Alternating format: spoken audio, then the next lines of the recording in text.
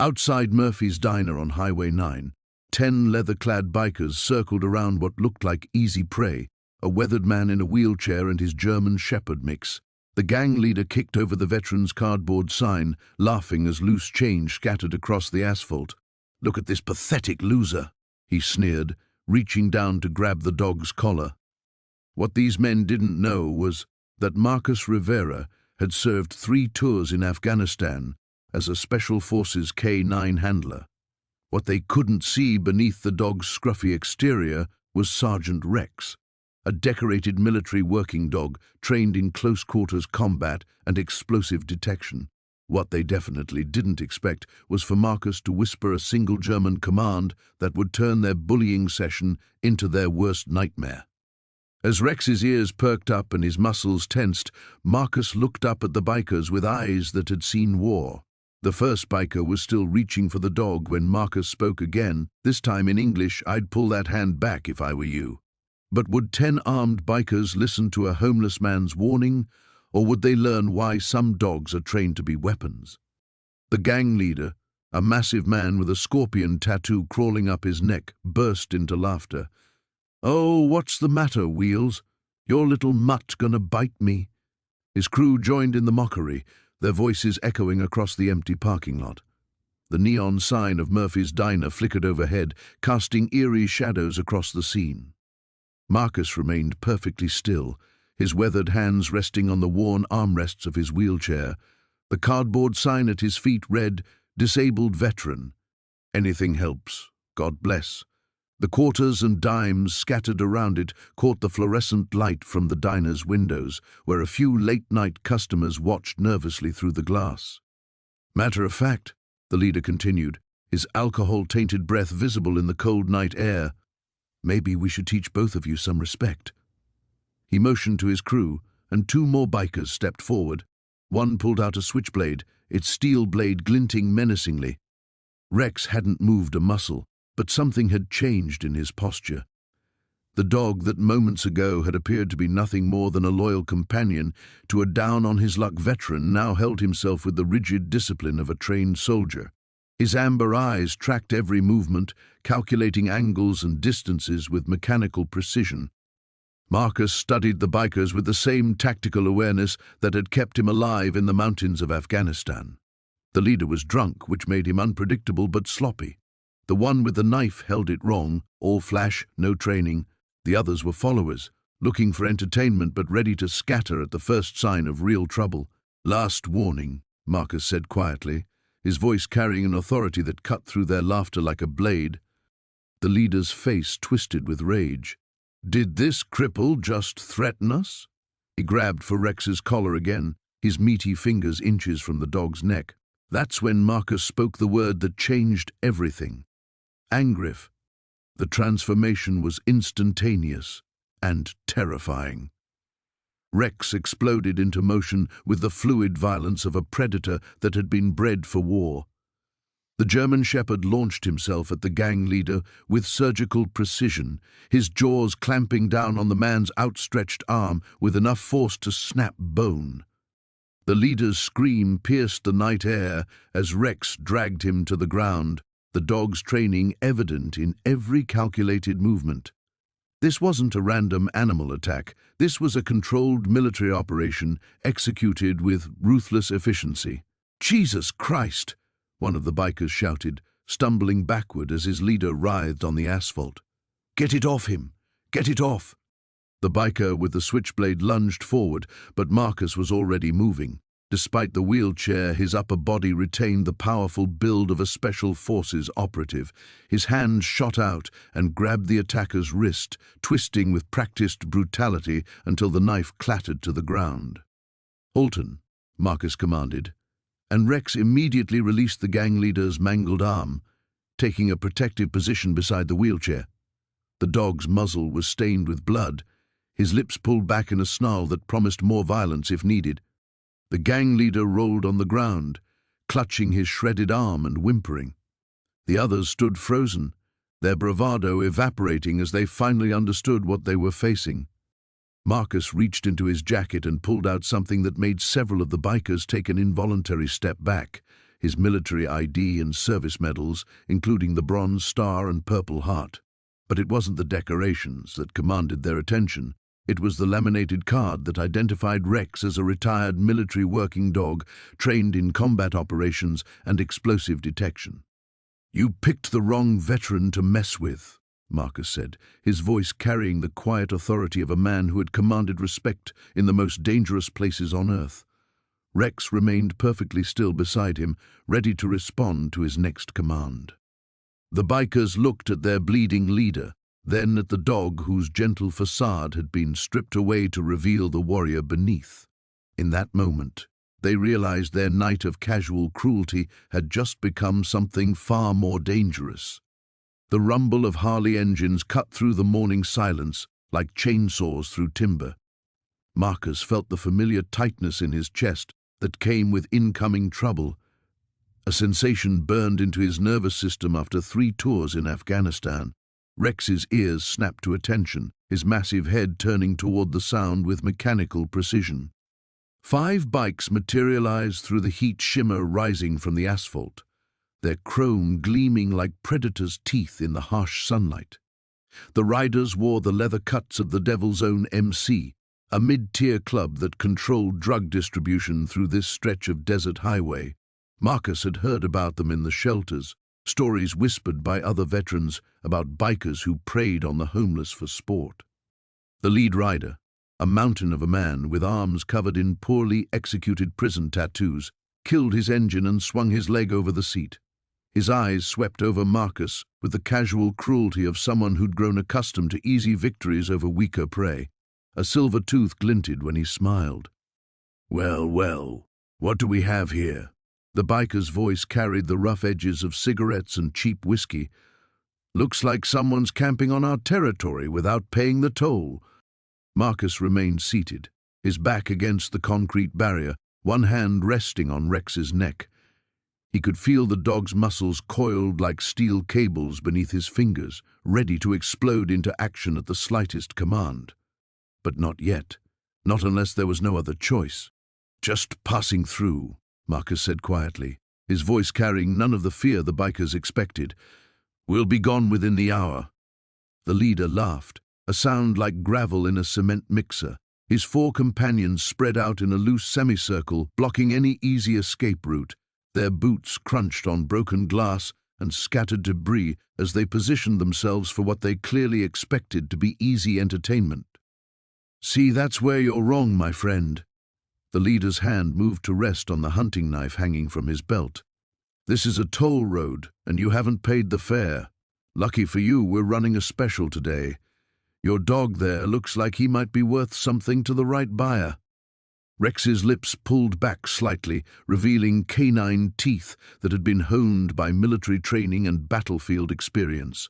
The growl that emerged from his throat was so low it was more felt than heard, a primal warning that spoke to something deep in the human brainstem. One of the younger bikers, a wiry kid with track marks on his arms and bad decisions written across his face, took a step forward. "Come on, Snake, let's just take the mutt and get out of here. This bum ain't worth the time." Snake, the leader, held up a meaty hand. "Patience, tweaker. Where's the fun in that? Our friend here needs to understand the rules of the road." His eyes fixed on Marcus with predatory intensity. "Strip down to your underwear and hand over everything you've got. Wallet, backpack, shoes, everything. Then we'll talk about what happens to your 4-legged friend." Marcus had faced Taliban fighters who showed more humanity than these men. He'd seen what happened when evil was allowed to flourish unopposed, had buried too many good soldiers who died fighting that very principle. The familiar weight of command responsibility settled over his shoulders like an old coat. "No," he said simply. The word hung in the desert air like a challenge thrown down in an arena. Snake's face darkened, confusion and anger warring for control of his features. He clearly wasn't accustomed to hearing that particular word from his victims. "What did you just say to me?" Marcus rose slowly to his feet, his movements deliberate and controlled. Rex flowed upright beside him, 75 pounds of military-trained muscle and bone that seemed to double in size as his hackles rose. The dog's training kicked in automatically, protective stance, weight balanced, ready to engage multiple targets on command. "I said no." Marcus's voice carried a new edge now, the authority of a man who'd once commanded troops in combat zones where hesitation meant death. "You can walk away. Right now. No one gets hurt." Snake's laughter was uglier this time, tinged with genuine malice. He drew the hunting knife from its sheath, the blade catching sunlight like a mirror. His companions followed suit, producing an assortment of weapons, chains, brass knuckles, a telescoping baton. "You picked the wrong day to grow a backbone, soldier boy." Snake's eyes had gone flat and cold, the look of a man who enjoyed inflicting pain. "We're going to teach you and your mutt some manners." Marcus felt the last vestiges of hope for a peaceful resolution slip away like water through his fingers. These men had made their choice, just as enemy combatants had made theirs in dusty Afghan villages. The rules of engagement were clear now. His hand moved to Rex's head in a subtle gesture that looked like comfort, but was actually a tactical signal burned into the dog's training through countless hours of repetition. The real fight was about to begin. The morning sun cast long shadows across the truck stop parking lot as Marcus sat on the concrete barrier behind the dumpsters, methodically cleaning Rex's wounds with water from his canteen and antiseptic from his worn first aid kit.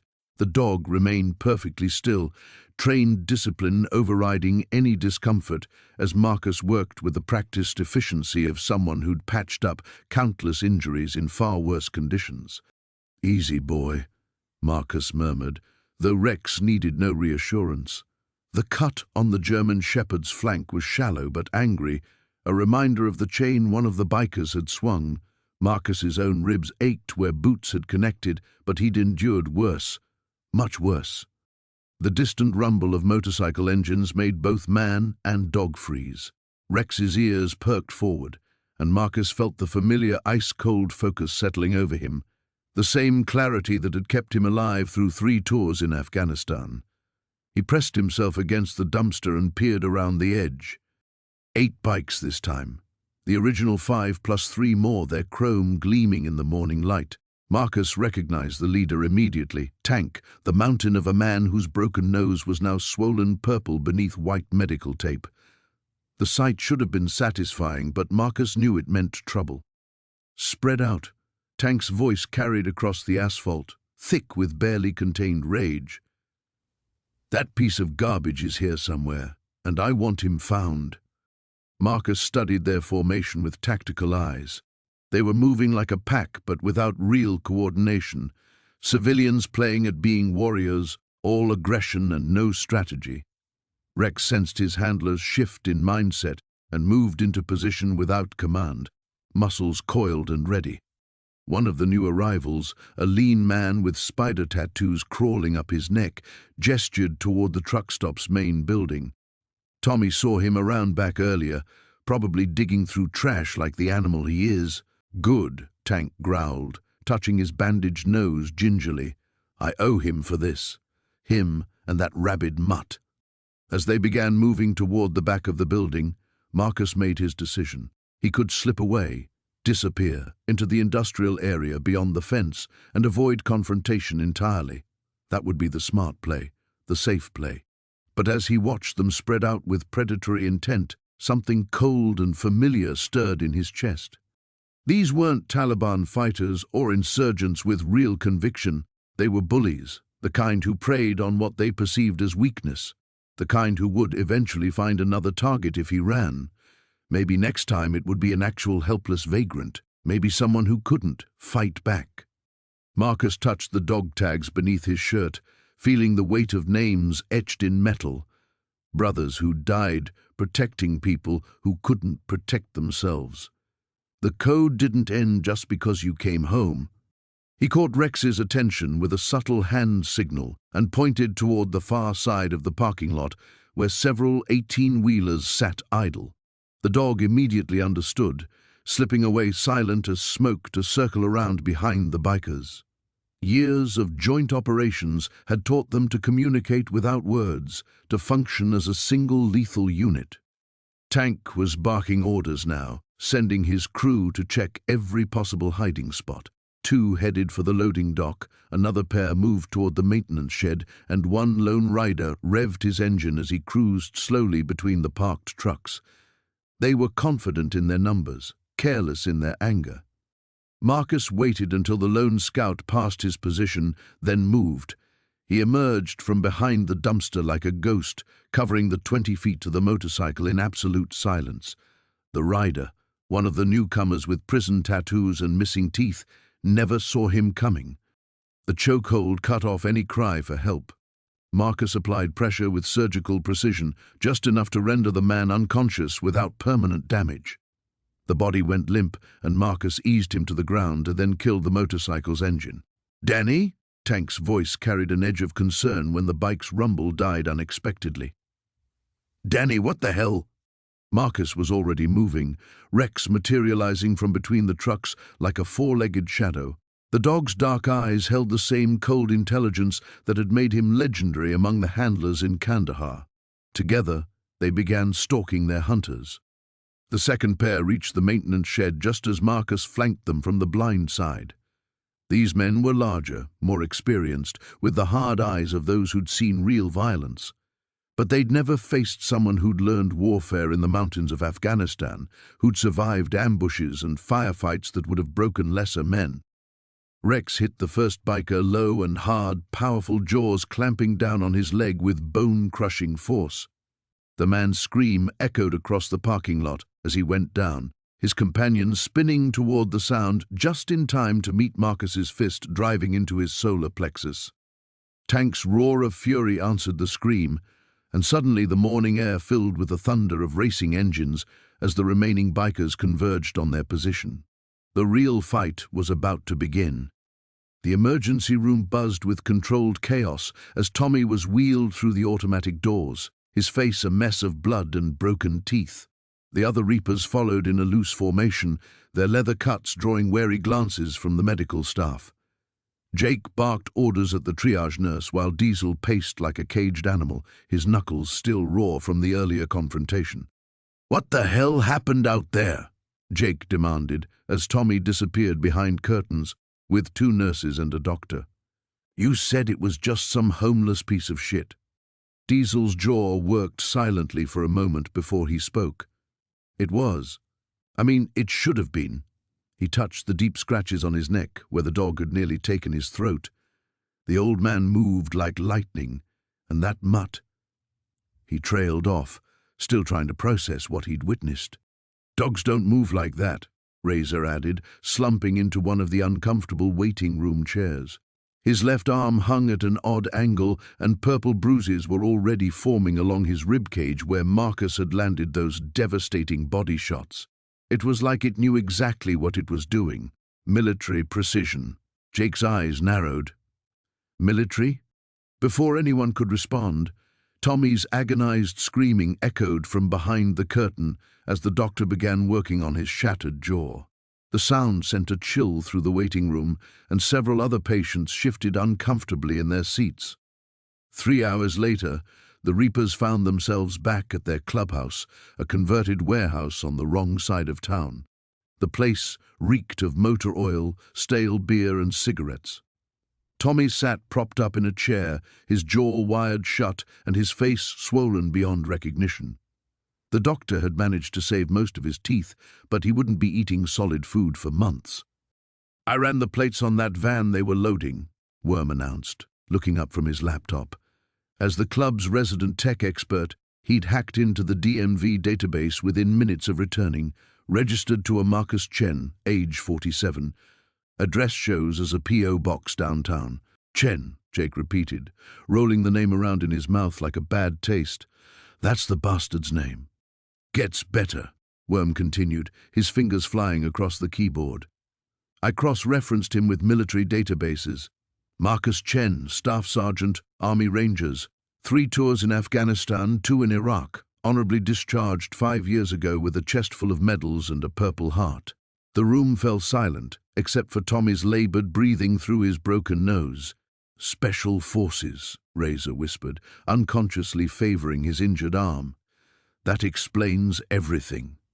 Diesel slammed his fist on the table, making empty beer bottles jump. I don't care if he's John Rambo himself. Nobody does that to the Reapers and walks away. Jake held up a hand for silence, his mind working through the implications. The Reapers had built their reputation on being the most feared motorcycle club in 3 counties. They controlled drug distribution, illegal gambling, and protection rackets throughout their territory. Word of what happened today couldn't get out, or every 2-bit punk with a grudge would think the Reapers were soft. "What about the dog?" he asked. Worm pulled up another screen. Chen was a dog handler, specialized in explosive detection and assault operations. The dog's name is Rex, German Shepherd, 6 years old. Officially retired but still listed as combat effective in the files I found. "A war dog," Jake said slowly. "That's why it moved like that." "Thing nearly ripped my throat out," Diesel muttered, touching his bandaged neck. "If I hadn't gotten my hand up in time." Jake stood and began pacing, his boots echoing on the concrete floor. The other Reapers watched him carefully, knowing their president was weighing options. Jake had built this club from nothing, earning respect through calculated violence and strategic thinking. He didn't make rash decisions, but he also never backed down from a fight. "Here's what's going to happen," he said finally. "We're going to find Mr. Chen and his attack dog. But we're not going in like idiots this time. This is war, and we're going to treat it like one." He turned to face his men, his eyes cold as winter steel. "Worm, I want everything you can find on this guy. Where he goes, where he sleeps, what he eats for breakfast. Map his entire routine. Already on it, boss." "Diesel, round up the boys from the other chapters, all of them. If Chen wants to play soldier, we'll show him what a real army looks like." Tommy tried to speak through his wired jaw, the words coming out as unintelligible mumbles. "What's he saying?" Jake asked. Razor leaned closer to his injured brother. "He says the old man mentioned something about consequences, about not knowing who we were messing with." Jake's laugh was devoid of humor. "Chen's about to learn the same lesson." The first biker hit the ground before his brain could process what had happened. One moment he was swinging a crowbar at the vagrant's head, the next he was face down in the gravel, his weapon skittering away into the darkness. Jake's elbow had connected with surgical precision just below the man's ear, dropping him like a sack of cement. The remaining 4 bikers froze for a heartbeat, their alcohol-addled minds struggling to reconcile what they'd just witnessed. The homeless man they'd cornered wasn't cowering anymore. He stood in a combat stance, balanced on the balls of his feet, his weathered hands loose and ready. The transformation was startling, like watching a wolf shed sheep's clothing. "What the hell?" the leader started, but Jake was already moving. Years of muscle memory kicked in as Jake stepped inside the second attacker's guard, deflecting a wild haymaker and driving his knee into the man's solar plexus. The biker doubled over, gasping, and Jake brought his clasped hands down on the back of his neck. Another one down. Behind him, Rex had become a force of nature. The dog's training from his days with the 75th Ranger Regiment flooded back as he launched himself at the third biker. 120 pounds of canine muscle and fury drove the man backward into the side of a pickup truck.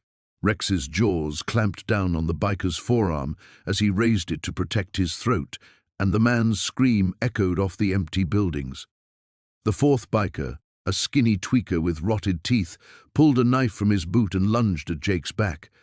But Rex's handler had developed an almost supernatural awareness during his tours in Afghanistan. Jake spun, caught the man's wrist and twisted. The knife clattered to the asphalt as bones made small popping sounds.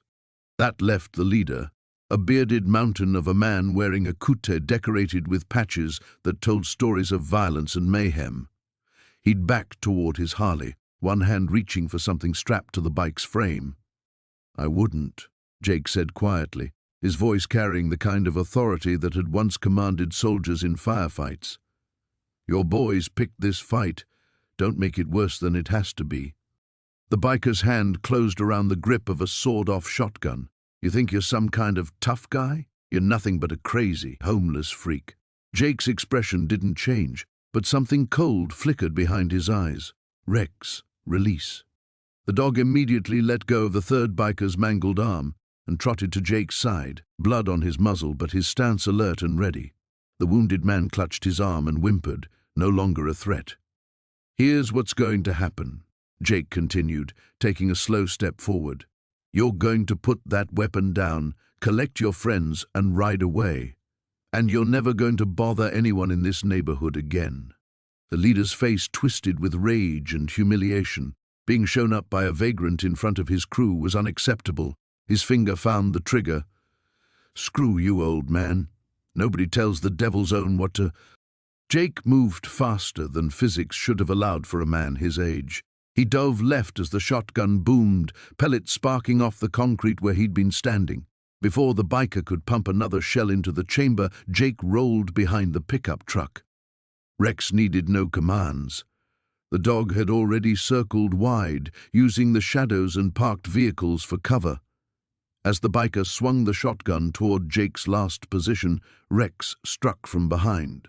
The dog's weight knocked the man forward, sending the weapon flying from his hands. Jake emerged from cover as the leader scrambled for his fallen shotgun. He reached it first, kicking it away into the darkness before grabbing the biker by his leather vest and hauling him upright. "Military police," Jake said, breathing hard but controlled. 23 years. Afghanistan, Iraq, Somalia. "Rex here? He's got more confirmed kills than some infantry squads." The words came out in short, clipped sentences. "So when I tell you to walk away, it's not a suggestion." The biker's eyes were wide now, finally understanding what they'd stumbled into. This wasn't some random homeless vet living rough on the streets. This was a predator who'd been forged in the crucible of America's longest wars. Jake released his grip and stepped back. "Get them out of here, all of them." The leader nodded frantically, helping his semi-conscious crew members to their feet. One of them needed assistance walking. Another cradled his broken wrist against his chest. Rex sat at Jake's heel, watching the retreat with professional interest. As the bikers limped toward their motorcycles, the leader looked back over his shoulder. "This isn't over." Jake's smile was winter cold. "Yes, it is. Because if I see any of you again, it won't end with bruises and hurt feelings." The Harleys roared to life, their exhaust pipes echoing off empty buildings as they disappeared into the night, leaving Jake and Rex alone in the sudden quiet. The distant rumble of motorcycle engines carried across the desert wind like rolling thunder.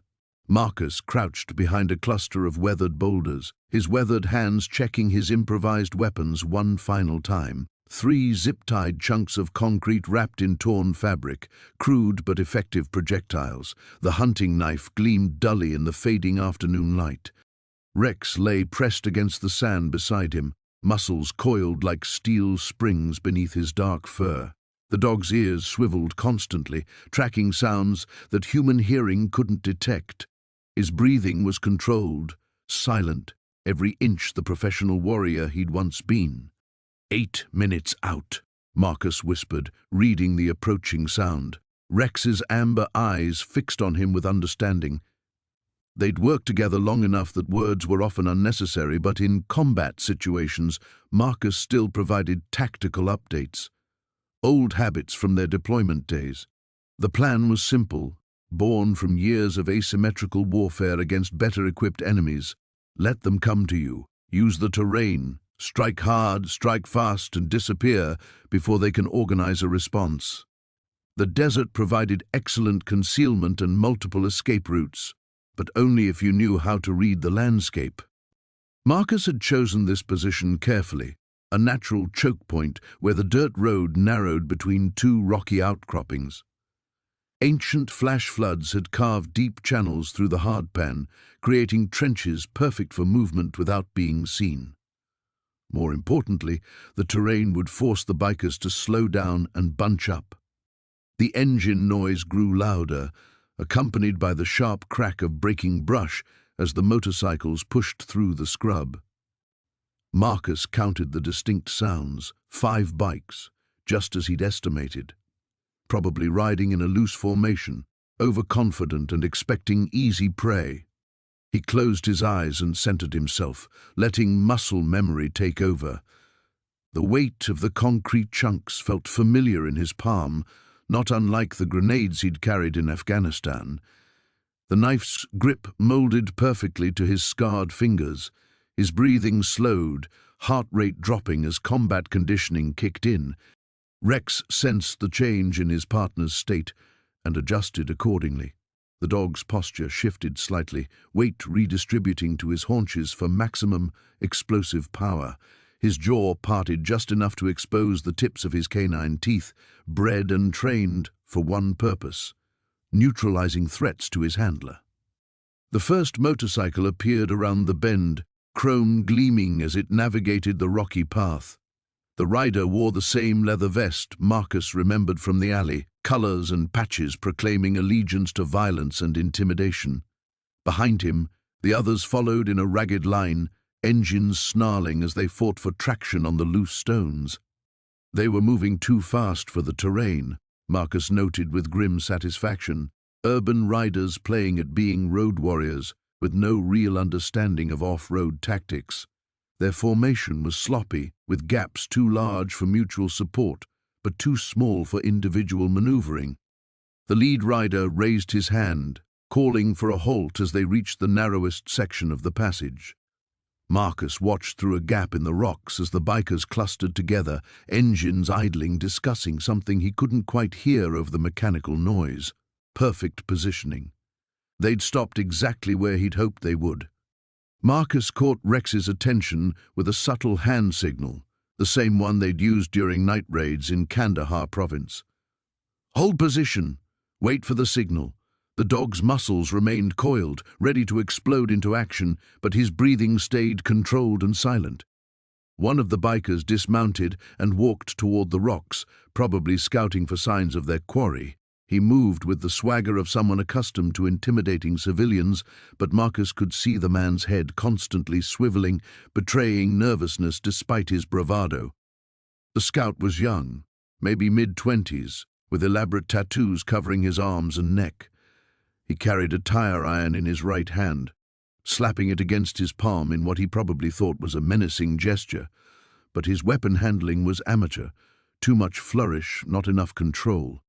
Marcus waited until the scout was 15 feet from their position before making his move. He rose smoothly from behind the boulder, right arm already in motion. The first concrete projectile caught the biker in the solar plexus before the man even registered the threat. The impact folded him forward, tire iron flying from nerveless fingers as he crashed into the rocky ground.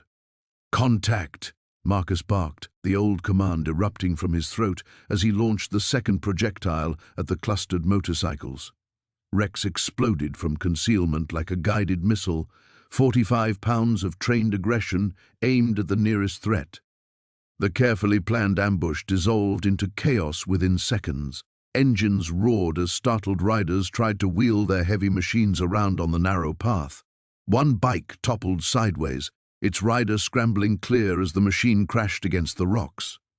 Rex reached his target, a heavy-set biker still struggling to dismount, and launched himself at the man's gun arm with surgical precision.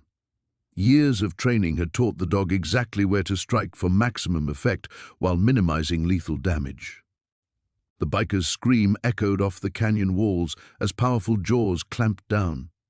Marcus was already moving toward his next target, knife ready, using the confusion to close distance while the remaining bikers were still processing what had just happened to their tactical advantage. The emergency room at County General buzzed with controlled chaos, but Marcus felt every sound like sandpaper against his nerves. Under the harsh fluorescent lights, he looked like what he was, a man who'd been living rough for months, his clothes dirt-stained and threadbare. The triage nurse had taken one look at him and Ghost and relegated them to the far corner, clearly assuming they'd wait quietly until someone got around to treating another homeless drifter. They had no idea about the blood under his fingernails that wasn't his own. Marcus kept his head down, one hand resting on Ghost's neck, while the dog sat perfectly still beside the plastic chair. To anyone watching, they looked like what the bikers had thought they were: broken, harmless, invisible. The performance had become second nature, after 18 months of practiced anonymity. But Ghost's muscles remained coiled beneath Marcus's palm, and every few minutes the dog's ears would twitch toward the parking lot. They both knew the night wasn't over. "Sir?" A young resident appeared, clipboard in hand. "Says here you have lacerations on your arms and possible concussion symptoms?" Marcus nodded, letting his shoulders stay hunched. "Got jumped. They left when someone called the cops." It wasn't entirely a lie. Someone probably had called the police by now, though Marcus doubted any of the three bikers would be talking to them anytime soon. Spider was unconscious when they'd left him. Tank would need surgery on that knee. Diesel might think twice before he looked at another dog the wrong way. The resident led them to a curtained alcove, making careful space for Ghost. Service animal? Something like that. Marcus settled onto the examination table while Ghost took position by the doorway, alert but calm. The dog's training showed in the way he tracked movement beyond the curtain, cataloguing voices and footsteps. As the doctor cleaned the cuts on Marcus's forearms, defensive wounds that told a story of desperation rather than skill, Marcus's phone vibrated. Unknown number. He almost ignored it, then remembered that only 2 people had this number. Sarah was in Seattle, which meant Marcus Hayes. The voice was crisp, professional, military. Depends who's asking. "Colonel Janet Rodriguez, Army CID. We need to talk." Marcus's blood went cold. Criminal Investigation Division. They'd found him. "I think you have the wrong number." Sergeant First Class Marcus Hayes, formerly of the 75th Ranger Regiment, Afghanistan deployment 3 tours, decorated veteran suffering from PTSD who disappeared from a VA facility in Colorado 18 months ago. Rodriguez's tone softened slightly, along with a certain military working dog who was supposed to be decommissioned. The resident looked up at the word decommissioned, then quickly back to his work. Marcus met Ghost's eyes. The dog's ears had flattened slightly. He could sense the tension. "Still think I have the wrong number?" Marcus was quiet for a long moment, watching the doctor work. "How did you find me?" "Facial recognition hit from a traffic camera 3 blocks from County General. Took us a while to track you down. You've gotten good at staying off the grid." There was something like approval in her voice. "But when someone called in a report about 3 bikers beaten unconscious behind Murphy's bar, and the description of the perpetrator matched a ghost we've been hunting, well, that narrows things down." "I didn't." "Relax, Sergeant. I'm not calling to arrest you." Rodriguez paused. "I'm calling because we need your help." The words hung in the air like smoke from a campfire, bringing back memories of briefings in forward operating bases, of missions that officially didn't exist. Marcus had heard those words before, usually followed by something that would either get him killed or decorated, sometimes both. "I'm retired." "So is your dog officially. But retirement doesn't seem to have slowed either of you down much." Papers rustled on her end. 3 armed gang members, taken down in under 60 seconds. That's impressive work for a washed-up vagrant. The resident finished with the bandages, gave Marcus a prescription for painkillers he wouldn't fill, and left them alone. Ghost moved closer, sensing the shift in his handler's mood. "What kind of help?" Marcus heard himself ask. "The kind that requires someone who doesn't officially exist. Someone with your particular skills and a 4-legged partner who never forgot his training." Rodriguez's voice took on an edge. "We have a situation developing. Domestic terrorists, well-funded and well-armed. They're planning something big, and they've been very careful to stay off our radar. Get someone else. There is no one else. Not for this." She paused. "Marcus, they have Sarah." The phone almost slipped from Marcus's hand. Sarah, his sister. The only family he had left, the only person who'd never stopped believing he could come back from the war that had followed him home. "You're lying." "I wish I was." "She was taken 6 hours ago from her apartment in Seattle. We have evidence linking it to a militia group called the Sovereign Brotherhood." Rodriguez's voice was steady, professional. "They know who she is, Sergeant. They know she's your sister, And they're using her to get to you. Ghost whined softly, pressing against Marcus's leg as his heart rate spiked. The abandoned warehouse stretched before them like a concrete tomb, its broken windows staring down like dead eyes. Marcus pressed his back against the rusted loading dock. Duke crouched beside him, both their breathing controlled, despite the adrenaline coursing through their veins. The sound of motorcycle engines echoed from multiple directions now. Viper had called in reinforcements. "At least 8 bikes," Marcus whispered, his fingers finding the familiar weight of the combat knife at his belt. "They're trying to box us in." Duke's ears swiveled, tracking sounds that Marcus's human hearing couldn't quite catch. The dog's muscles coiled like loaded springs, waiting for the command that would unleash years of specialized training. Through the maze of shipping containers and debris, headlights cut through the industrial twilight. The bikers weren't being subtle. They wanted Marcus to know he was surrounded. What they didn't understand was that surrounded was exactly where he'd learned to fight best in the mountains of Afghanistan. The first mistake came from their left flank. A rider, cocky from the perceived advantage of numbers, gunned his engine and came around a container too fast. Marcus stepped out just as the bike roared past, grabbed the rider by his leather jacket, and used the man's own momentum to send him careening into a concrete pillar. The sickening crack echoed through the warehouse district. "Contact left," Marcus murmured, and Duke melted into the shadows like smoke. Shouts erupted from the remaining bikers. Viper's voice cut through the chaos. "Spread out! He's just one man!" But Marcus was never just one man when he had Duke. They were a unit, forged in combat zones where hesitation meant death. As 2 more bikers rounded opposite corners, trying to catch Marcus in a crossfire, Duke struck from behind. The Belgian Malinois hit the first rider low, jaws clamping down on his ankle with bone-crushing force. The man's scream mixed with the screech of his bike sliding across concrete.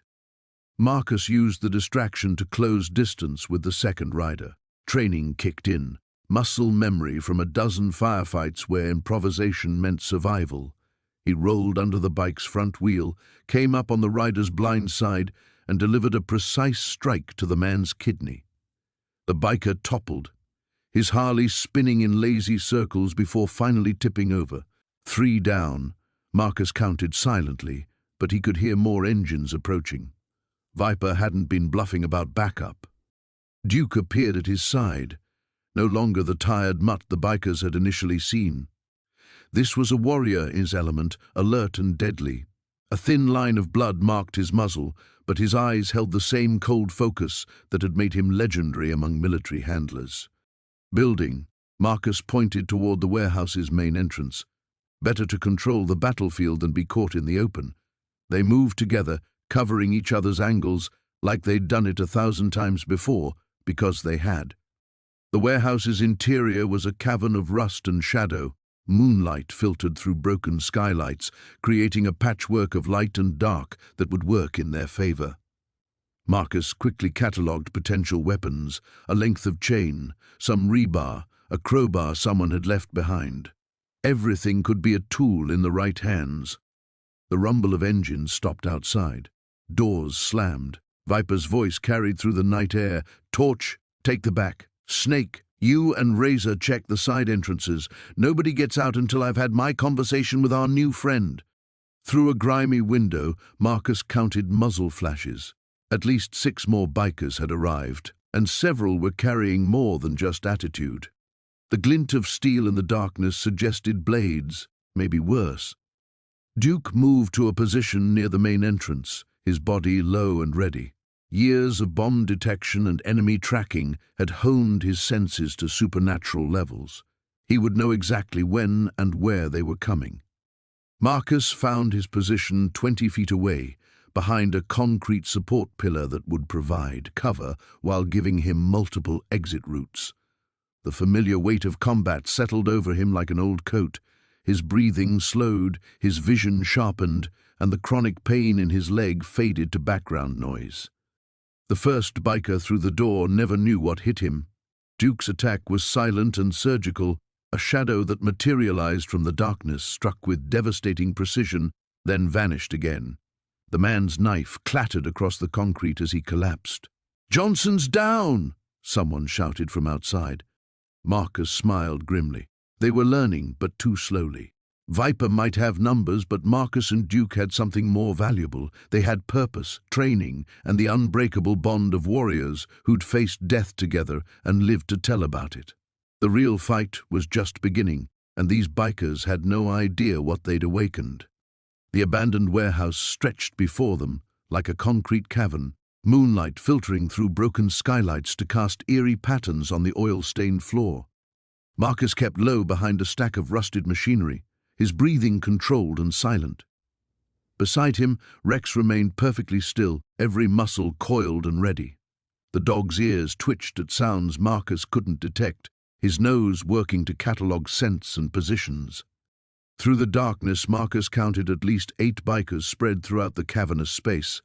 Their leader, Snake, stood near the center, barking orders while gesturing toward the various entrances.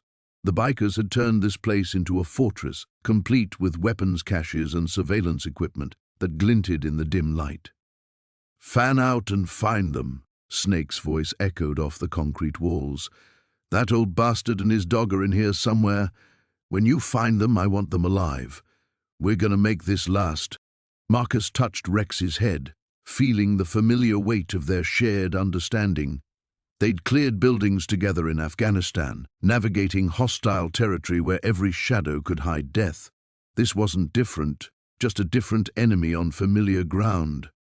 A biker with a skull bandana moved past their hiding spot, assault rifle held loosely in his grip. Marcus waited until the man's back was turned, then struck. His arm snaked around the biker's throat, cutting off any chance of a scream. The rifle clattered quietly to the ground as the man went limp.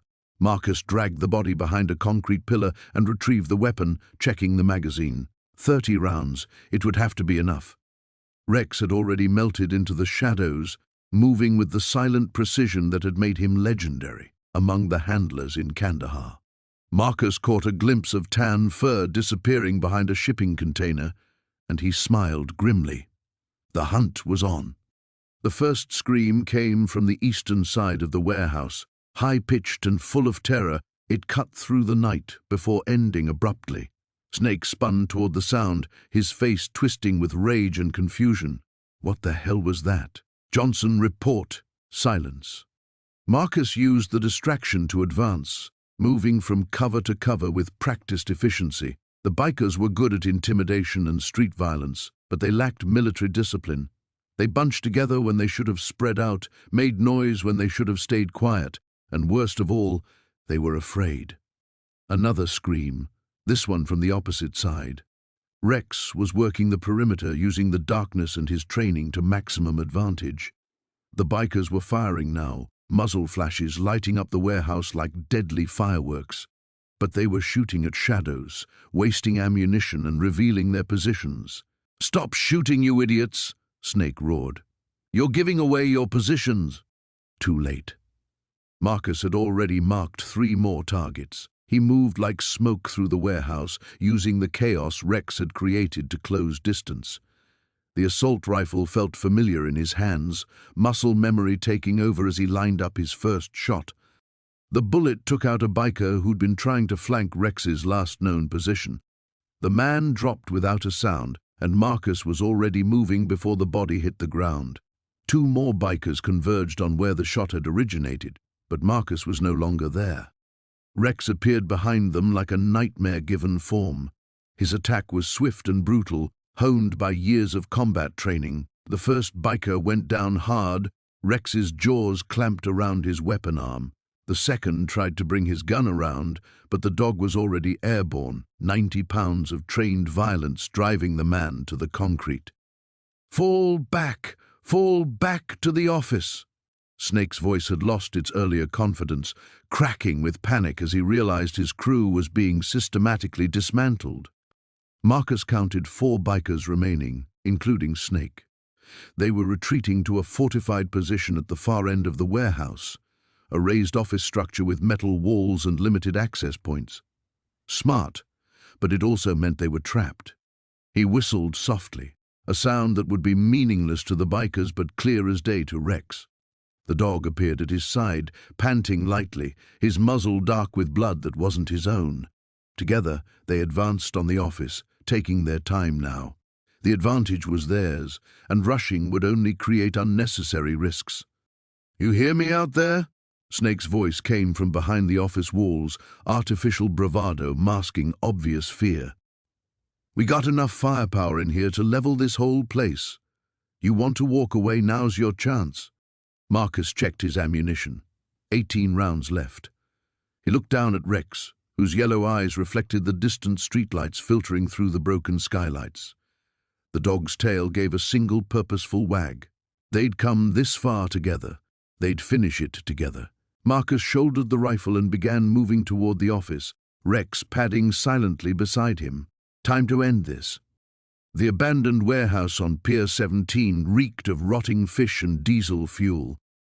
Marcus crouched behind a rusted shipping container, watching 3 bikers patrol the perimeter while their leader, Kane, barked orders from inside the main building.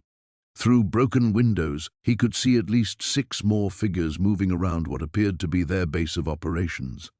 Rex pressed against his leg, muscles coiled like steel springs. The dog's breathing was controlled, professional. They'd done this dance before in places far more hostile than the Seattle waterfront. 9 confirmed hostiles, Marcus whispered, his hand finding the familiar weight of his car-bar knife. Standard sweep and clear? Rex's ear twitched once. Affirmative. The first patrol passed within 10 feet of their position. Marcus let him go. Patience had kept them alive through 3 tours in Afghanistan. It would serve them here. 20 minutes later, the opening came. The second patrol wandered too close to the container maze, cigarette glowing in the darkness. Marcus moved like smoke, one hand clamping over the biker's mouth while the knife found the space between his ribs. The man dropped without a sound. Rex was already moving toward the third patrol, a massive brute with arms covered in skull tattoos. The dog struck from behind, jaws clamping down on the man's throat before he could cry out. The biker thrashed for a few seconds, then went limp. Marcus dragged both bodies into the shadows between containers. 6 left outside, plus however many were inside with Kane. The odds were improving. He signaled Rex toward the warehouse's rear entrance. The dog disappeared into the maze of machinery and abandoned equipment like a phantom. Marcus counted to 30, then began his approach from the front. The next 2 bikers were standing guard at the main entrance, passing a bottle of whiskey between them. Amateurs. Marcus had seen better discipline from weekend militias. "You hear that?" one of them said, tilting his head toward the rear of the building. His partner shrugged. "Probably just rats. This place is crawling with them." Rex's work. The dog was flushing them out, creating exactly the distraction Marcus needed. He stepped from the shadows with his pistol drawn. "Evening, gentlemen." Both bikers spun toward him, fumbling for their weapons. Marcus put 2 rounds center mass into the first one before the man cleared leather. The second managed to draw his piece, but Marcus was already moving, using the falling body as cover while he closed the distance. The biker's shot went wide. Marcus's knife went deep. 4 down. Rex's howl echoed from inside the warehouse, followed by screaming and gunfire. Time to move. Marcus kicked open the main entrance and rolled left as bullets chewed up the doorframe where he'd been standing. He counted muzzle flashes in the darkness. 3 shooters spread across the warehouse floor. A horrible scream cut through the gunfire, then another.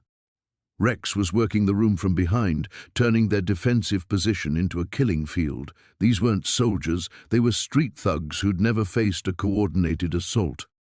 Marcus flanked right, using the shadows and abandoned machinery for cover. He spotted a muzzle flash 30 yards ahead and put 2 rounds into it. The shooting stopped, replaced by cursing and the sound of someone crawling across broken glass. "Rex, heel." The dog appeared beside him instantly, covered in blood that wasn't his own. His tongue lolled out slightly, the closest thing to a grin Marcus had ever seen on him. "Where's Kane?" Marcus whispered. Rex's nose pointed toward a metal staircase leading to the warehouse's second level. Of course, the leader would be up high, letting his boys do the dying while he looked for an escape route. They found 2 more bodies on their way to the stairs. Rex had been thorough. The staircase groaned under their weight, each step announcing their presence. It didn't matter. Kane knew they were coming. This was the end game. The second level was mostly empty, except for an old foreman's office at the far end. Light spilled from beneath its door, and Marcus could hear movement inside. He tested the first step onto the metal catwalk. It held. "I know you're out there." Kane's voice echoed across the space. "You killed my boys." Marcus said nothing. Words were for negotiation, and the time had passed. "I got something you want in here, something you might be interested in trading for?" The office door opened, and Kane stepped out. He was holding a small bundle against his chest. Even in the dim light, Marcus could see it was a child, maybe 5 years old, tears streaming down her face. "Found her wandering the streets," Kane called out. "Real pretty little thing. Be a shame if something happened to her." Marcus felt something cold settle in his chest. Rex pressed against his leg, sensing the change in his partner's demeanor. They'd dealt with hostage situations before. There were protocols, rules of engagement, but this wasn't Afghanistan. There was no backup coming, no command structure to answer to, just him, Rex, and a man who'd made the worst mistake of his very short remaining life. The warehouse district stretched before them like a concrete graveyard, abandoned buildings casting long shadows in the pre-dawn light. Marcus guided his motorcycle through the maze of loading docks and rusted chain-link fences, Rex running silently beside him, both of them moving with the fluid precision of a well-oiled machine. They'd been tracking the Reapers for 3 hours now, following tire marks and the occasional cigarette butt that told a story only Marcus knew how to read. The bikers thought they were being clever, taking back roads and switching routes, but they'd left a trail as clear as breadcrumbs to someone who'd spent years hunting far more dangerous prey through the mountains of Afghanistan. Marcus killed the engine 2 blocks away from the target building, a 4-story brick structure that had once housed a textile factory. Rex's ears perked up, and he tilted his head toward the building. Even from this distance, the dog's enhanced hearing picked up the low rumble of voices and the occasional clink of glass. "How many, boy?" Marcus whispered. Rex held up his head, nostrils flaring as he processed the complex cocktail of scents carried on the morning breeze. Then he touched his nose to Marcus's hand 3 times. 9, maybe 10. Marcus nodded. The odds weren't great, but they'd faced worse. In Kandahar, they'd once taken down an entire insurgent cell holed up in a similar building. Of course, back then Marcus had been 20 pounds heavier, 10 years younger, and backed up by a full squad of Marines. But he also hadn't been this angry. They approached from the east side, where a fire escape zigzagged up the building's facade like a metal scar. Marcus tested the bottom rung with his weight before committing to the climb. The rusted metal groaned softly, but held. Rex waited below, understanding without being told that this was reconnaissance, not assault. From the 3rd-floor landing, Marcus could peer through grimy windows into what had once been the main production floor. The Reapers had made themselves comfortable, spreading sleeping bags around a central area where they'd built a small fire in a metal drum. Empty beer bottles and drug paraphernalia littered makeshift tables constructed from old wooden pallets. Marcus counted 8 men visible, which meant Rex's estimate was accurate. There would be at least 1 more somewhere in the building. Probably standing watch, though their sentry system was laughably inadequate. These weren't soldiers, they were thugs playing at being an army. Tank sat in the center of the group like a king holding court, his massive frame hunched over a bottle of whiskey. Even through the glass, Marcus could see the fresh bandages wrapped around the biker's left hand, where Rex had introduced him to the concept of consequences. The tactical situation was straightforward but challenging. Multiple hostiles in a defendable position, limited avenues of approach, and unknown variables regarding weapons and alertness levels. In his military days, Marcus would have called for air support or at least a few well-placed grenades. Today, he had Rex, and whatever advantages surprise could provide. He climbed back down to ground level, where Rex waited with the patient intensity of a coiled spring. Marcus knelt beside his partner, running his fingers through the dog's thick fur as he formulated their plan. Remember Kandahar, boy? The warehouse with the IED factory? Rex's tail gave a single controlled wag. He remembered. Marcus pulled out his phone and scrolled through the contacts until he found the number he needed. Detective Sarah Chen had given him her card after the incident at the diner, along with strict instructions to call if he had any information about the Reaper's whereabouts. But not yet. The police would arrive with sirens and protocols and rules of engagement that would allow most of the bikers to escape on their motorcycles. Marcus needed to ensure that when the authorities arrived, the Reapers would be in no condition to run. He moved to the building's main entrance, a heavy steel door secured with a chain and padlock that had seen better days. The lock mechanism was old, its metal weakened by years of weather and neglect. Marcus examined it closely, then retrieved a small toolkit from his jacket pocket. The lock-picking skills he'd learned in the service came back like muscle memory. Within 2 minutes, the chain clattered softly to the ground. Rex positioned himself beside the door, every muscle in his powerful frame ready for action. His breathing had shifted into the controlled rhythm Marcus recognized from their combat deployments. The dog was no longer a pet or companion, but a weapon, waiting to be unleashed. Marcus placed his hand on the door handle and felt the familiar surge of adrenaline that preceded battle. Somewhere beyond this threshold, Tank and his crew were drinking and laughing, probably celebrating what they thought was their victory over a helpless vagrant. They were about to learn the difference between a victim and a predator. Marcus looked down at Rex one final time. Ready to remind them who they're dealing with? The dog's response was a low, barely audible growl that promised violence. The abandoned warehouse stretched before them like a concrete maze, its broken windows staring down like hollow eyes. Marcus moved through the shadows with practiced silence, Duke padding beside him, both of them operating on instincts honed by years of combat. The bikers had chosen their stronghold well, multiple exits, good sightlines, and enough cover to make any assault challenging. But they hadn't counted on facing someone who'd cleared insurgent compounds in Fallujah. Marcus pressed against a rusted support beam, listening to the voices echoing from deeper within the structure. The Reapers were celebrating, their raucous laughter bouncing off the concrete walls. He counted at least 8 distinct voices, maybe more. Diesel's gravelly tone cut through the noise, barking orders about perimeter watch and organizing their next move. "Tomorrow we hit that Veterans Center downtown," Diesel was saying. "Show this whole city what happens when you mess with the Reapers." Marcus's jaw tightened. These weren't just thugs looking for trouble, they were planning something bigger, something that would put innocent people at risk. Duke's ears swiveled forward, detecting movement before Marcus heard it. Footsteps approached their position, heavy boots crunching on debris. Marcus held up his hand, and Duke froze, becoming a statue in the shadows. A biker rounded the corner, assault rifle slung carelessly across his shoulder, more focused on the beer in his hand than watching for threats. Marcus moved like smoke, closing the distance in 3 silent steps. His arms snaked around the man's throat, applying pressure to the carotid artery. The biker struggled for maybe 5 seconds before going limp. Marcus lowered the unconscious man to the ground and claimed his weapon, a well-maintained AR-15 with a full magazine. He checked the safety and moved forward, Duke maintaining perfect heel position.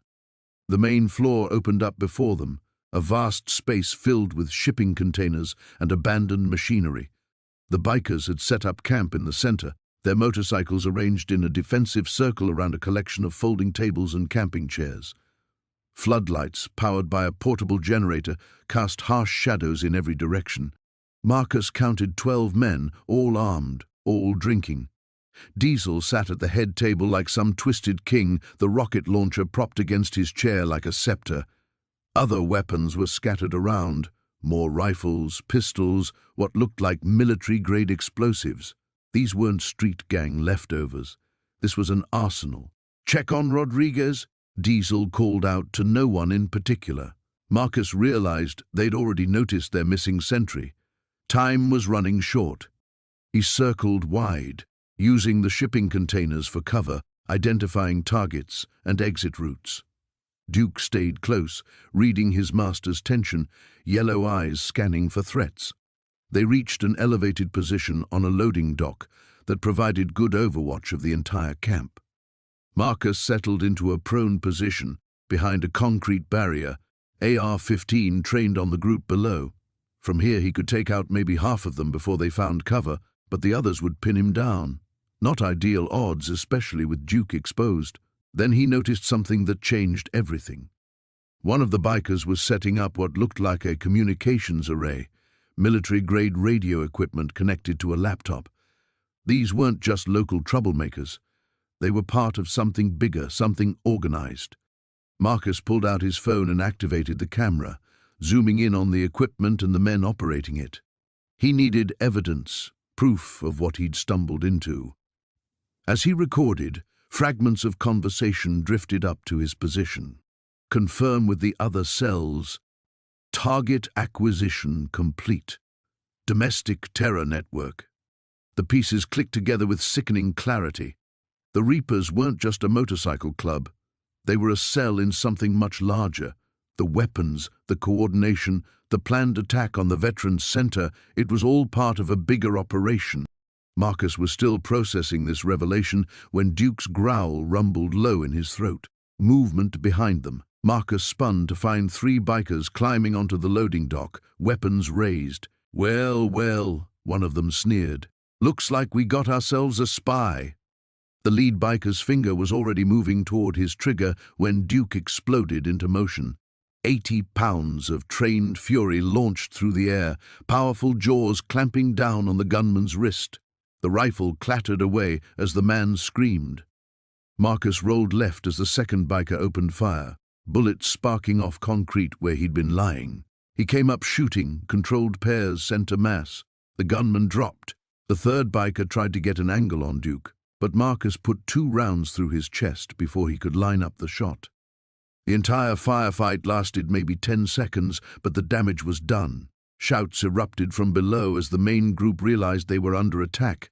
Diesel's voice boomed above the chaos, coordinating a response with military precision. "Contact. Northeast loading dock. All units converge." Marcus grabbed Duke's collar as bullets began chewing up their position. They needed to move, and fast. The abandoned warehouse's metal rafters groaned under the weight of accumulated snow as Marcus pressed himself against a concrete pillar, his breath forming small clouds in the frigid air. Through a gap in the rusted siding, he could see the Reaper's compound spread out below like a cancer on the landscape. Floodlights carved harsh circles in the darkness, and he counted at least a dozen motorcycles parked in formation near the main building. Rex lay beside him, perfectly still except for the subtle movement of his nostrils as he processed the scents carried on the wind. The dog's training was evident in every fiber of his being, coiled, alert, waiting for the signal that would transform him from companion to weapon. "Easy, boy," Marcus whispered, his fingers finding the familiar comfort of Rex's neck. The bond between them had been forged in the crucible of Afghanistan, strengthened by years of depending on each other when everything else fell apart. Tonight, that bond would be tested again. The plan was simple in its brutality: create chaos, extract information about Jake's location, and disappear before the Reapers could mount an effective response. Marcus had learned patience from the military, but his time on the streets had taught him that sometimes the direct approach was the only one that worked. He pulled the burner phone from his jacket and checked the time. 11:47. Most of the compound appeared quiet, with only 2 guards visible near the main entrance. The real question was how many were inside, and whether Tommy Brick had been paranoid enough to scatter his people across multiple locations. The wind shifted, carrying the acrid smell of motor oil and marijuana. Rex's ears twitched, picking up sounds that Marcus's damaged hearing couldn't detect. Years of construction work and improvised explosive devices had taken their toll, but Rex compensated for his weaknesses just as Marcus compensated for the dog's inability to operate door handles or plan 3 moves ahead. Marcus studied the compound's layout, his mind automatically cataloguing entry points, escape routes, and potential choke points. The main building was clearly the nerve center, but the smaller structures surrounding it could house anything from storage to sleeping quarters. Jake could be in any of them, or none at all. A door opened in the main building, spilling yellow light across the packed dirt. 2 figures emerged, their voices carrying across the quiet night. Marcus couldn't make out the words, but their body language suggested casual conversation rather than heightened alert. Good. The Reapers felt safe in their little kingdom. That was about to change. Marcus reached into his pack and withdrew items that would have raised eyebrows at any legal establishment: road flares, a handful of ball bearings, and a small device he'd assembled from components purchased at 3 different electronics stores. The beauty of urban warfare was that the modern world provided everything a creative soldier needed. Rex shifted beside him, sensing the change in Marcus's breathing that preceded action. The dog's muscles tensed, his dark eyes fixed on his handler's face with absolute attention. In Afghanistan, this moment had preceded raids on Taliban compounds, searches for IEDs, and extractions under fire. The setting was different, but the stakes felt just as high. A memory flashed through Marcus's mind. Jake as a 7-year-old, proudly showing off a crayon drawing of a soldier and a dog standing together under an American flag. "That's you and Rex saving everyone," Jake had said, his gap-toothed grin wide with admiration. The drawing had traveled with Marcus through 2 more deployments, creased and faded, but never discarded. Now that same boy was somewhere in the darkness below, possibly hurt, certainly scared. The rage that Marcus had kept carefully controlled threatened to break free, but he forced it down. Anger made soldiers sloppy, and sloppy soldiers ended up dead. He checked his watch again. Midnight. Time to move. Marcus activated the device he'd built, setting its timer for 15 minutes. The road flares went into his jacket pockets, along with the ball bearings. Rex watched these preparations with professional interest, his tail motionless but his eyes bright with anticipation. "Remember the rules, boy," Marcus murmured. "Disable, don't kill unless they force our hand. We need at least one of them talking." Rex's acknowledgement was barely perceptible, a slight tilt of his head that most people would have missed, but Marcus caught it, just as he'd caught similar signals across countless missions where communication meant survival. The compound below remained quiet, its occupants unaware that their sanctuary was about to become a battlefield. Marcus took one last look at the defensive positions, the guard rotations, the patterns of movement he'd observed over the past hour. In his mind, he ran through the assault one more time, checking for variables he might have missed. Finding none, he rose to his feet and started down the slope toward the fence line. Rex moved beside him like a shadow, silent and deadly. The homeless veteran and his mutt were gone, replaced by something far more dangerous. The Reapers had wanted to play war games. They were about to learn the difference between playing and fighting for real. The abandoned warehouse echoed with the sound of Marcus's boots against concrete as he moved through the shadows, Rex padding silently beside him. 3 days had passed since the confrontation at the overpass, and the Crimson Devils had regrouped faster than he'd anticipated. Intelligence gathered from street contacts painted a grim picture. They'd brought in reinforcements from sister chapters, turning what had been a local gang into a small army. Marcus pressed his back against a rusted support beam, listening to the rumble of motorcycles in the distance. The Devils had made their move at dawn, hitting the homeless encampment systematically, looking for him. They'd burned Veterans Park, scattered the community he'd tried to protect, and put innocent people in danger.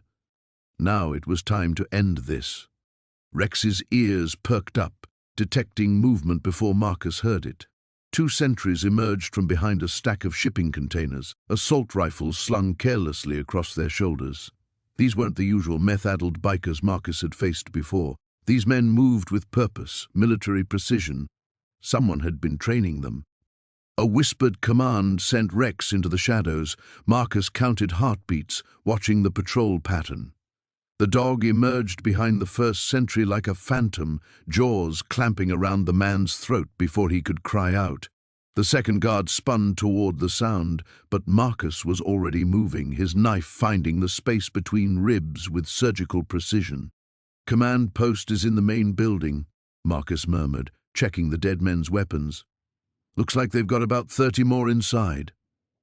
Rex tilted his head, yellow eyes gleaming with understanding. The dog had heard the estimate and was already calculating angles of attack. They moved deeper into the warehouse complex, past rusted machinery and broken windows that let in shafts of pale morning light. The sound of voices grew louder, angry, frustrated voices, discussing search patterns and kill orders. Marcus caught fragments of conversation that made his blood run cold. They weren't just hunting him anymore. They were planning to hit every veteran shelter, every support group, every place where broken soldiers tried to rebuild their lives. "This ends here," he whispered to Rex. The main building's entrance was heavily guarded, but Marcus hadn't survived 3 tours by taking the obvious route. He scaled the exterior fire escape, Rex following with the fluid grace that had made him legendary among special operations units. The skylight above the main floor was partially shattered, providing both entry and reconnaissance. Below, the scene looked like a war council. Maps covered makeshift tables, weapons were stacked against walls, and at least 20 bikers clustered around their leadership. Marcus recognized Tank's lieutenant, a scarred man called Razor, who'd taken command after the bridge incident. Beside him stood someone Marcus hadn't expected, a clean-cut man in tactical gear whose bearing screamed military contractor. "The homeless camps were just the beginning," the contractor was saying. "Your boy Marcus thinks he can hide among the broken soldiers in this city. We flush them all out, make examples, and the whole veteran community learns what happens when they harbor fugitives." Marcus felt rage building in his chest, hot and familiar. These weren't just criminals anymore, they were predators targeting the most vulnerable members of his brotherhood. Rex sensed his handler's emotional shift and pressed closer, offering silent support. "The VA hospital is next," Razor announced, pointing at a map. "Then the transitional housing units downtown. We burn it all until someone gives up our vagrant friend." The contractor nodded approvingly. "My employer has significant resources invested in certain pharmaceutical contracts with veteran services. This Marcus situation threatens some very lucrative arrangements. Clean it up, and there's a bonus for everyone." The pieces clicked into place with sickening clarity. This wasn't about gang pride or territory anymore. Someone with serious money and influence was using the Crimson Devils as a proxy army, and Marcus had stumbled into something much larger than a simple confrontation with local criminals. He pulled back from the skylight, mind racing through tactical options. 30 armed men in a fortified position, plus whatever resources the mysterious employer could provide. A direct assault would be suicide, even with Rex's capabilities. But Marcus hadn't survived impossible odds by fighting fair. The warehouse's electrical system was ancient, probably not up to code. The propane tanks near the loading dock were positioned perfectly for maximum effect, and the structural supports showed stress fractures that could be exploited with precise application of force. Marcus smiled grimly as he began placing charges from his pack. Sometimes the best way to win a war was to change the battlefield entirely. Rex watched with interest as his handler worked, the dog's tactical instincts recognizing preparation for something decisive. "When this goes loud, we move fast," Marcus whispered. "No prisoners this time, boy. They want to target our brothers. Let's show them what real soldiers can do." The timer on the first charge began its countdown as Marcus and Rex moved into position for what would either be their greatest victory or their final battle. The abandoned warehouse stretched before them like a concrete cathedral of decay, its broken windows catching the last rays of sunlight that filtered through the industrial haze. Marcus pressed his back against the corrugated metal siding, feeling the rough texture through his torn jacket. Rex remained motionless beside him, ears perked and alert to every sound that echoed from within the cavernous structure. Through a gap in the rusted wall, Marcus could see movement inside. The serpents had chosen their fortress well, multiple exit points, clear sight lines in all directions, and enough space to maneuver their bikes if they needed to make a quick escape. But they'd also boxed themselves into a building with limited cover and predictable choke points. 12 bikes outside, Marcus whispered to Rex, his fingers finding the familiar spot behind the dog's ear. Figure at least that many inside, maybe more who walked in. Rex's tail gave the slightest twitch, acknowledging the intel. The distant rumble of motorcycle engines grew louder as reinforcements arrived. Marcus counted 4 more bikes pulling up to the warehouse, their riders dismounting with the casual confidence of men who believed they controlled this slice of territory. One of them carried a shotgun openly, not bothering to conceal it. Another had a crowbar hanging from his belt. Marcus closed his eyes and let his training take over. The warehouse became a tactical puzzle in his mind. Entry points, cover positions, probable defensive arrangements. He'd cleared buildings like this in Kandahar, in Fallujah, in places whose names never made it into the official reports. The principle remained the same: controlled aggression, overwhelming speed, and absolute commitment to the objective. The objective was simple. Sarah was somewhere inside that building, and he was going to bring her home. Rex shifted slightly, his nose twitching as he caught a scent. Marcus followed the dog's gaze and spotted 2 serpents walking a perimeter around the building. They moved with the lazy arrogance of men who'd never faced real opposition, their attention more focused on looking tough than maintaining actual security. One of them was talking loudly on his phone, his voice carrying across the empty lot. "Yeah, we got her tucked away nice and safe. Old man shows up, he's gonna wish he'd minded his own business." The other guard laughed, flicking a cigarette butt toward a pile of debris. "Kruger's really got it out for this guy. Never seen him this worked up over some homeless freak." Marcus felt the familiar cold settle over him, the same emotional shutdown that had kept him alive through 3 tours in hell. These men had made their choice when they took Sarah. Everything that followed was simply consequence. Moving with practiced silence, Marcus circled wide to approach the guards from their blind spot. Rex shadowed him perfectly, the dog's paws finding purchase on the broken concrete without making a sound. 15 years of partnership had taught them to move as one organism, each anticipating the other's actions without conscious thought. The guard with the phone never saw Marcus coming. A blood choke applied with surgical precision dropped him into unconsciousness in 8 seconds. His companion had just enough time to register surprise before Rex's 80-pound frame slammed into his chest, driving him backward into the warehouse wall with bone-jarring force. Marcus caught the man as he slumped, lowering him gently to the ground. 2 down, at least 14 to go. The odds would have been suicide for most people. For Marcus, they were just another Tuesday. Inside the warehouse, voices echoed off the concrete walls. Someone was playing music from a portable speaker, the heavy bass line providing convenient audio cover. Marcus could make out at least 3 distinct conversations happening simultaneously, which meant the serpents were spread throughout the building rather than concentrated in one defensive position. Their overconfidence would be their downfall. Marcus found a service entrance on the building's north side, a metal door hanging askew on rusted hinges. The gap was just wide enough for him and Rex to slip through without disturbing the door's position. Inside, the warehouse opened into a maze of abandoned machinery and shipping containers that had been converted into a makeshift clubhouse.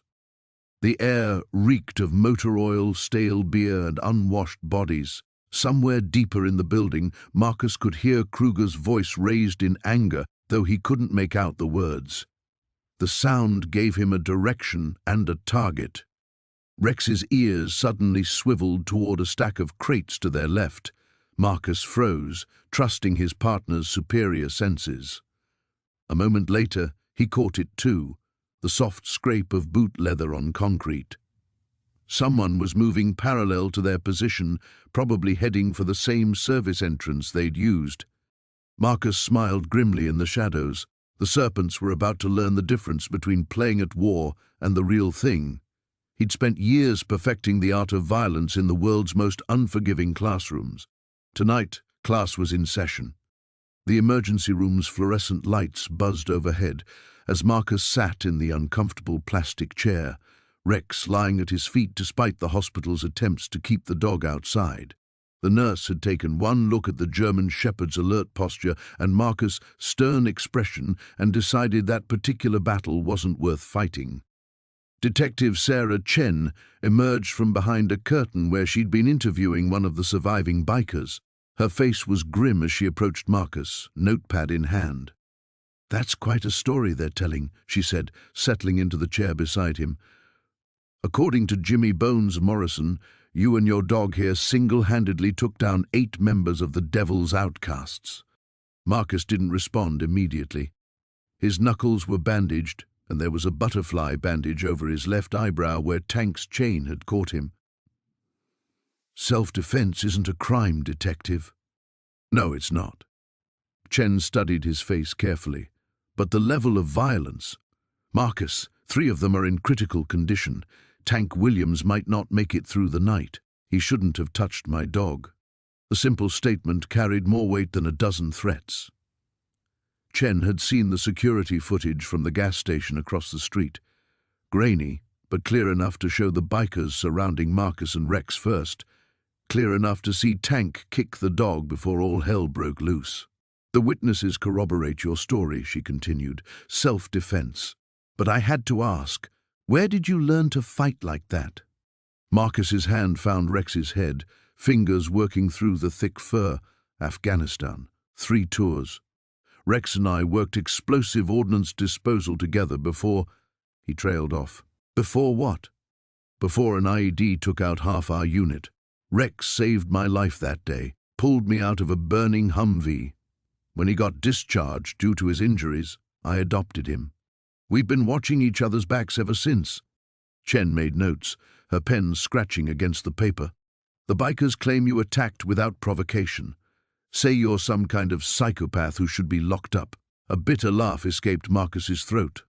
"Funny how the story changes when you're the one lying in a hospital bed." "Security footage tells a different tale," Chen admitted. "Shows them surrounding you, shows the kick to your dog, shows Tank swinging that chain first."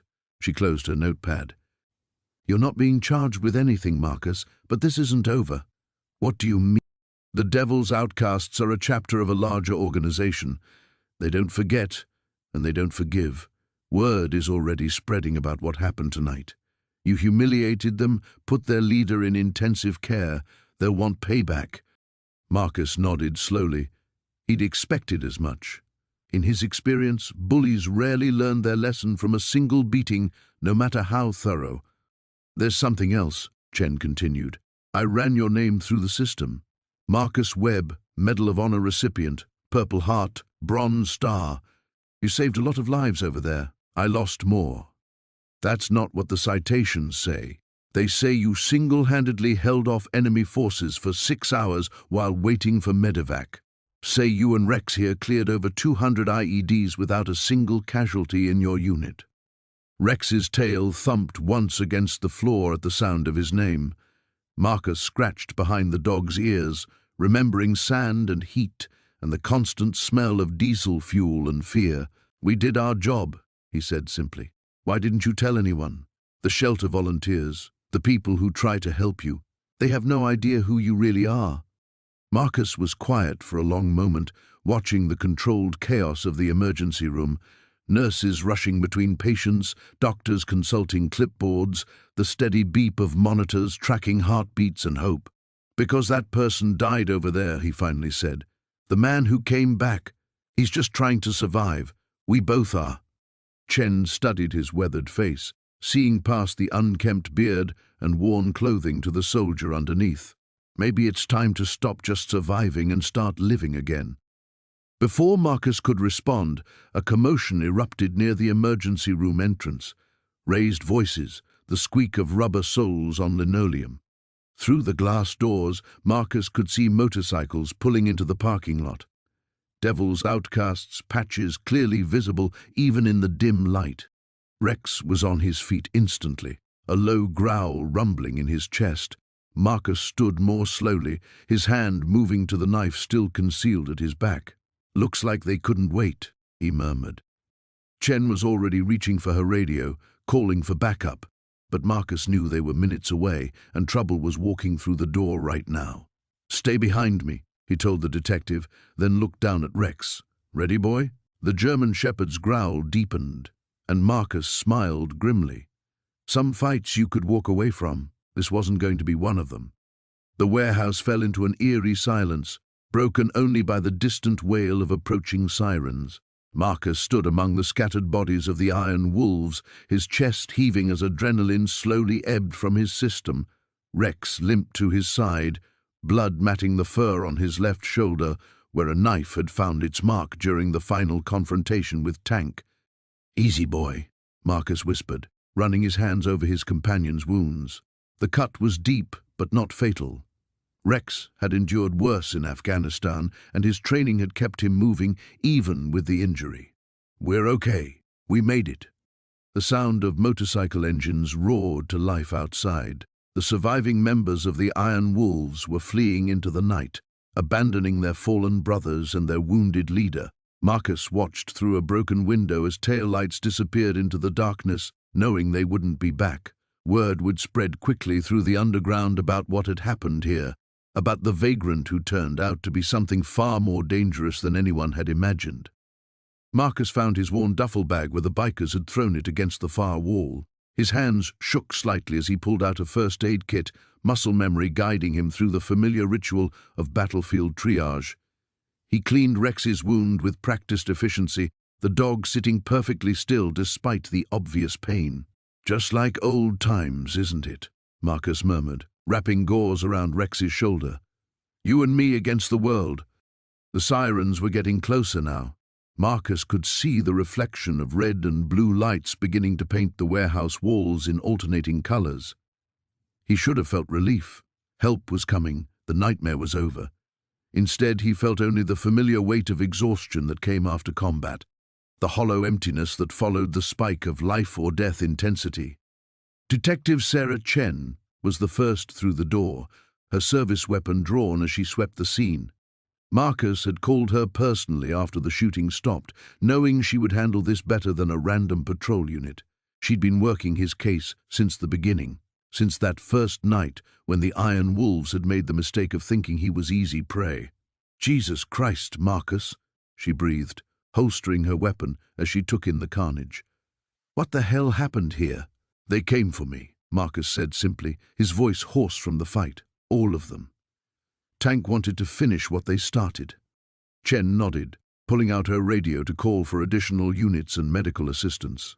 She'd seen enough of Marcus's military record to understand what kind of training he'd received, what he was capable of when pushed to the limit. The scene before her was brutal but not surprising. "Any of them still breathing?" she asked, kneeling beside one of the fallen bikers to check for a pulse. "Tank's alive. Maybe 2 others. The rest—" Marcus gestured helplessly at the bodies scattered around the warehouse floor. "I didn't have a choice." "I know," Chen said quietly. "The security footage from the street cameras will back up your story. These bastards came hunting you with enough firepower to start a war. You defended yourself." As paramedics streamed into the warehouse, Marcus found himself thinking about the long road that had led him here.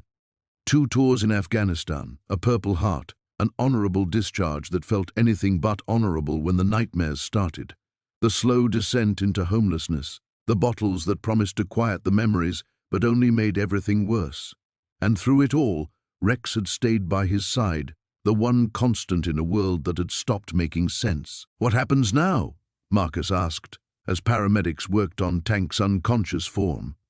"Now you come with me to give a statement," Chen replied. And then we figure out how to get you the help you should have received a long time ago." Marcus looked down at Rex, who was resting his head against his leg despite his injury. The dog's eyes were alert, still scanning for threats even though the immediate danger had passed.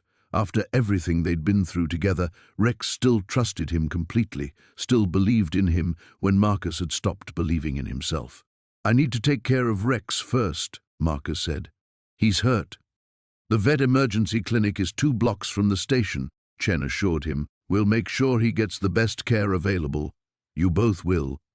For the first time in months, Marcus allowed himself to hope that maybe there was still a chance for them to find their way back to something resembling a normal life.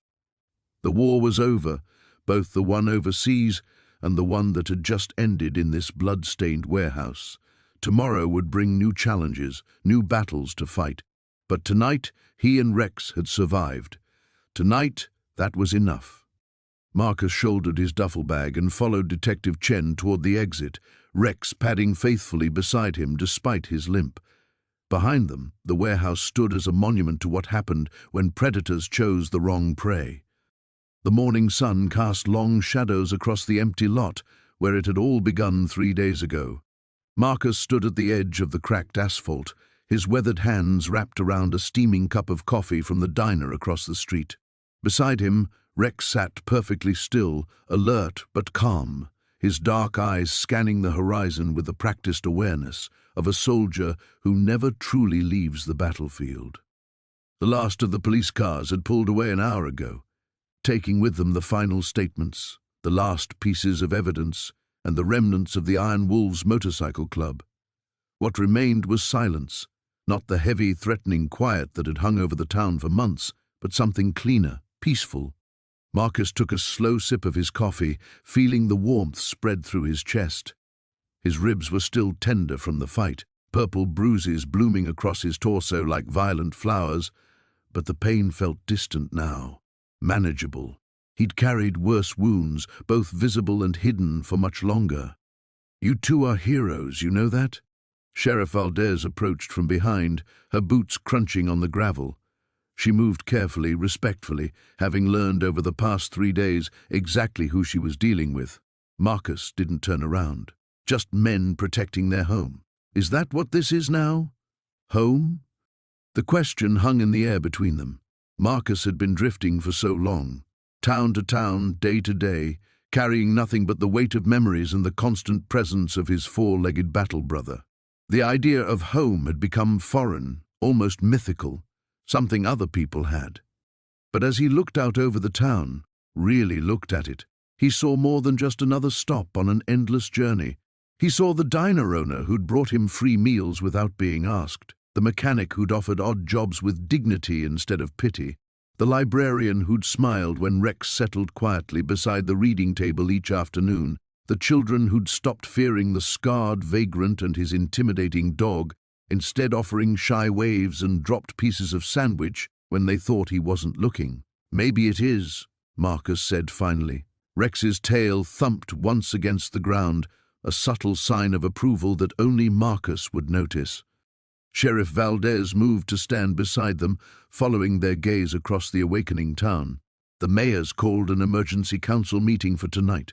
They want to offer you something, both of you." Marcus raised an eyebrow but said nothing. "There's an old caretaker position at the municipal building. Comes with a small apartment above the garage. Nothing fancy, but it's honest work, honest pay.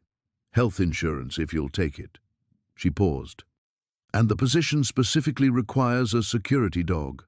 For the first time in days, Marcus smiled. A real smile, not the grim expression he wore in combat, but something warm and genuine. "Rex isn't just any security dog. No, I imagine he's not." "But then, you're not just any caretaker, are you?" A pickup truck rumbled past on the main road, its driver raising a hand in greeting. Marcus found himself waving back automatically, surprised by the gesture's naturalness. When had that happened? When had he stopped being invisible, stopped wanting to be invisible? "The Iron Wolves," he said. "The ones in custody will be going away for a very long time. Assault, drug trafficking, weapons charges, intimidation of witnesses. The FBI found enough evidence in their clubhouse to prosecute half the criminal organizations in 3 states. Valdez adjusted her hat. You broke something bigger than just a biker gang, Marcus. You broke a network. Marcus nodded, understanding. In the military, they'd called it the ripple effect, how one decisive action could cascade outward, changing everything it touched. He'd seen it in Afghanistan, in Iraq, in places whose names were still classified. But this was different. This time, the ripples were spreading through a place he might actually call home. Rex stood and stretched, his powerful muscles rolling beneath his coat. The dog looked up at Marcus with those intelligent brown eyes, and Marcus could read the message there as clearly as if his partner had spoken, ready for the next mission. Boss? But this mission wouldn't involve hunting enemies through foreign mountains or protecting convoys on hostile roads. This mission was quieter, more complex in its simplicity. It involved learning to belong somewhere, learning to let people matter again, learning to build instead of just survive. Marcus finished his coffee and crushed the empty cup in his fist. The gesture was unconscious, automatic, a remnant of habits forged in harder places. But when he looked around for a trash can, instead of simply dropping the cup, when he smiled at the elderly woman sweeping her storefront across the street, when he felt Rex's solid presence beside him, not as a weapon, but as a friend, he knew something fundamental had shifted. The war was over, for both of them. The long road home was finally ending,